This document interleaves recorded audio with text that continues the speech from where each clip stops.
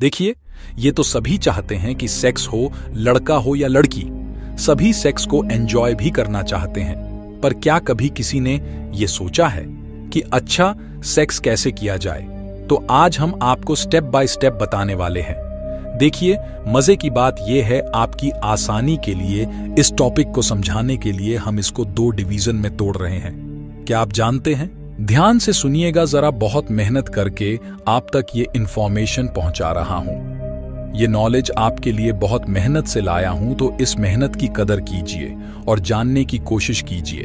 मैं ये चाहता हूं कि आप भटके ना हो, आप अपने पार्टनर के साथ अपने उस कीमती वक्त को एंजॉय कर सके। सेक्स कोई परफॉर्मेंस नहीं है, आपको एक दौड़ लगाने नहीं जा रहे, आप कोई एग्जाम देने नहीं जा रहे, आप किसी को प्रूफ करने नहीं जा रहे हैं जहां आपको मार्क्स दिए जाएंगे कि आप अच्छे सेक्स पार्टनर हैं। आपको नंबर नहीं मिलने वाले हैं। ये मियां बीवी के बीच, पार्टनर के बीच मोहब्बत को, प्यार को, प्रेम को दिखाने का एक तरीका है। ये कोई एक्टिविटी नहीं है, कोई परफॉर्मेंस नहीं है। जब कोई काम करना होता है तो उस काम को दिमाग पे रखा जाता है कि कोई काम करना है, कोई एक्टिविटी करनी है। वह स्ट्रेस होता है और जहां स्ट्रेस होता है वहां अच्छा सेक्स नहीं होता। मैं उसे 2 डिवीजन में कर रहा हूं, बिफोर बेड और in bed. Before bed, in bed, ये 2 पार्ट है। पहले बिफोर बेड की बात करते हैं। पार्टनर के साथ बिस्तर में जाने से पहले क्या किया जाता है, सुनिए। पहली बात, मियां बीवी का, पार्टनर्स का, लड़के लड़की का आपस में खूबसूरत रिलेशनशिप होना चाहिए।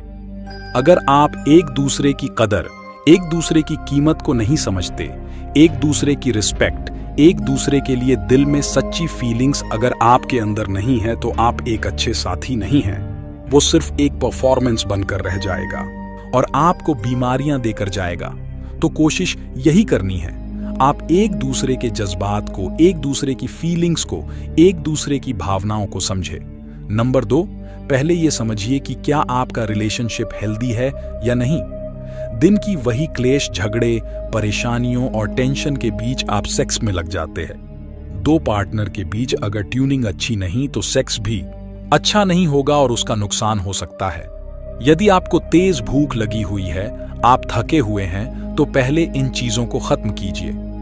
तीसरी बात, जब आप घर से सुबह ऑफिस अपने काम पे जा रहे हो, आप अपने पार्टनर के कानों में चुपके से कह जाएं, आज सेक्स करेंगे।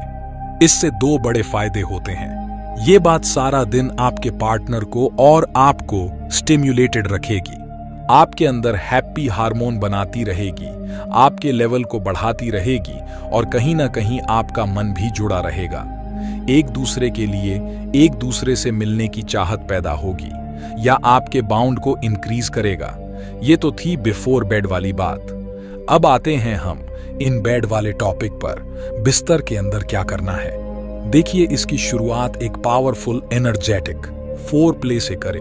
उन जोन्स को जिन्हें हम एरोजीन्स जोन बोलते हैं, उन जोन को चूमना, किस करना, उनको स्टिमुलेट करना, अपनी फिंगर से, अपनी टंग से इसको स्टिमुलेट करना। आपका जो ये मोहब्बत दिखाने का एक तरीका पहला ही पावरफुल और एनर्जेटिक होगा, दूसरी बार की जरूरत ही नहीं पड़ेगी।